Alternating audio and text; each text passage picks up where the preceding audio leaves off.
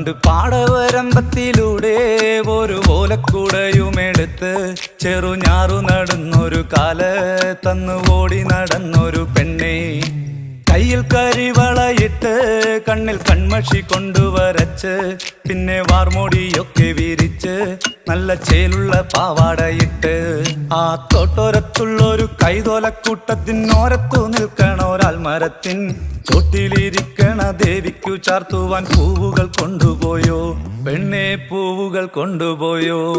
പണ്ട് പാടവരമ്പത്തിലൂടെ ഒരു ഓലക്കുടയുമെടുത്ത് ചെറുഞാറു നടന്നൊരു കാല തന്നു ഓടി നടന്നൊരു പെണ്ണെ കയ്യിൽ കരിവളയിട്ട് കണ്ണിൽ കൺമഷി കൊണ്ടുവരച്ച് പിന്നെ വാർമോടിയൊക്കെ വിരിച്ച് നല്ല ചേലുള്ള പാവാടയിട്ട്